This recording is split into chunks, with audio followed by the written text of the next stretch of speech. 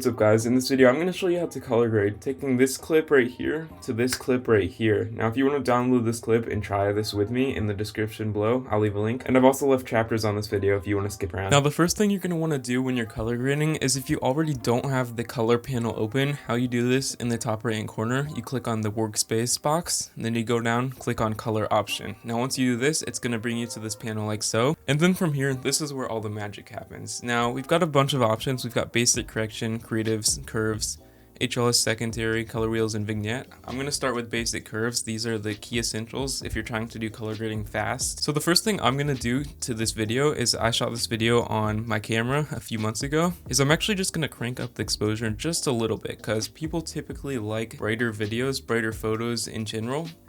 So I'm just going to turn that up a little bit, and then turn down the shadows a lot, so we can actually get like more detail in this video almost. As you can see, we can see a lot more of the definition in this video. And I'm also going to turn up the highlights a lot. It's basically the brightness, so it adds more light to this image overall, and also turn up the contrast. Now as you can see, it already looks a lot better than before, but the next thing I'm going to do is I'm going to turn down the blacks and whites. Now the blacks and whites are basically the blacks and whites of the video, if it wasn't obvious. So I'm just going to turn those down just a little bit, not too much though, because you can actually see a lot more of the color in this video, you could say. And I'm also going to decrease the temperature a little bit. Now temperature is used to like give the video more of a feel. If you're trying to give it more of a warm look, you use temperature. In this case, I'm going for more of a cooler temperature because I want the colors to be a little bit more vibrant in this video. And then I'm going to turn up the saturation just a little bit, not too much, because I don't want it to be like oversaturated and colors to be too vibrant. Once I turn that up a little bit, I'm pretty satisfied with how this is so far. But if you want to see the before and after of like your progress on how it's been since you've started this, is all you have to do is you click on the little FX in the top right hand corner. As you can see, when I click on that, it shows the before and after, and already we've made a lot of progress on this video. As you can see, I'm going to leave this on because I want it to be color grade it and not color grade it. So once we've done that, and that concludes basic correction. Now once we've done that, we can go down here to the next panel. It's called creatives. As you can see, this is basically a filter. It gives an almost overlay effect of the entire video. As you can see, if we turn up the faded film, it adds almost like a dollar faded effect, which for me, this is not what I'm going for. I'm trying to fix the colors and make the sky and buildings more vibrant. So I'm just going to double click on this slider and it will actually slide back to 0. But the next panel I'm going to go to is I'm going to go to curves. Now curves are one of the biggest, most important things when it comes to color grading, in my opinion. So how you do this is, as you can see, we've got a little bit of like a grid on this curve right here. How you actually make these points is you use your pen tool by clicking on this little graph right here. As you can see, when we drag these points up a little or down a little bit, it increases and decreases the exposure and overall the color of the shot. In this case, I'm just going to increase some of these a little bit, not too much or too low, but just a little bit, so that we can add more color and overall get more of the lighting that we are going for, the feel we're going for this video. In this case, I'm just going to do this. Not too much at all. You can mess around with that though. You can also do it for individualized colors like red, green, and blue right there.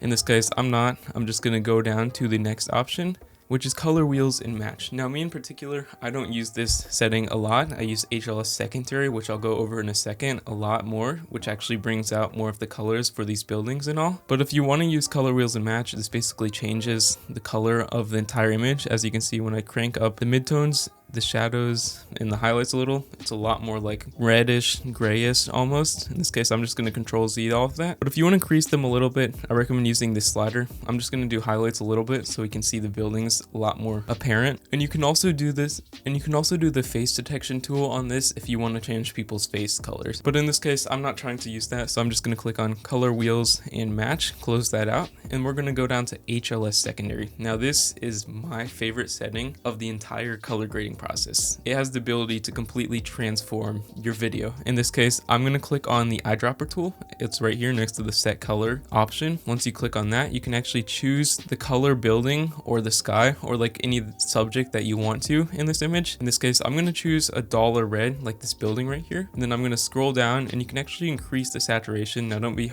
scared by like that little grayed out effect. Go down here and then crank up the saturation just a little bit. As you can see, it's very fuzzy to see, it's hard to see, but the reds on the buildings and overall in this image increase quite a bit. And if you want them to be even more apparent, you can take this color correction wheel right here and you can actually drag this towards the color you want it to be. In this case, it's turning a lot more red right now, but if you want it to be blue or more green, you can just drag it down there. In this case, I want it to be red because the bricks are red. Not too much. You want to be careful because otherwise it'll look fake and just look not real. Once I'm satisfied with that, I'm going to turn up the contrast just a little bit. And that is how you change like the colors. You can do this again if you want to. In this case, I don't want to. I just want more of the reds in this image. You can also do that again just by clicking on another eyedropper tool and clicking on a subject that you want to change. In this case, I don't want to do this again. So the next thing I'm going to do is go down to my clip, click on it. Then you want to go to Effect Controls.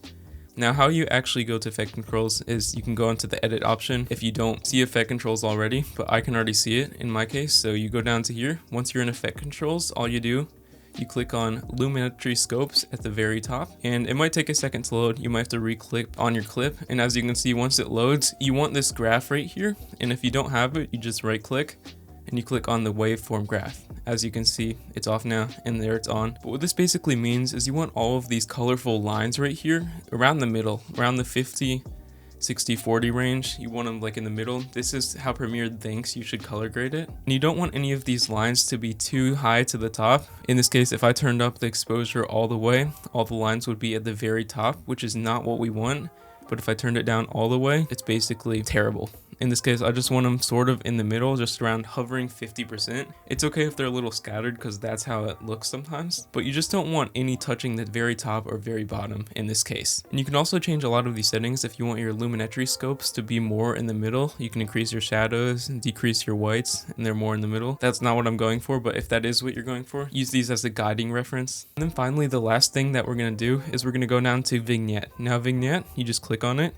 It's again in the color panel settings, and it basically adds like just a little bit of a border around your entire image. In this case, if I increase it, it adds like a white, shifting your focus to the center of the image. But if I decrease it, it actually like adds a little bit more black to the edges. And you can actually add a feather to this too. As you can see, that's a feather with zero flow, but if you increase the feather more, it actually does more of a gradual turn towards the vignette. As you can see, when we add more blacks, it definitely shifts your focus towards more of the center of this image, and overall, it just looks a lot better. In this case, I'm not gonna go for a vignette, maybe a small one, because I want these buildings and these cars to be more apparent in this image. But once I'm satisfied with that, let's check the before and after. How you do this again, FX button in the top right corner. Click on it, that's the before and after. And you can also change more of these settings as you go, but that's basically the essentials to color grading. Color grading makes all the difference to your videos, and I recommend you share this with a friend if they need to increase their video quality.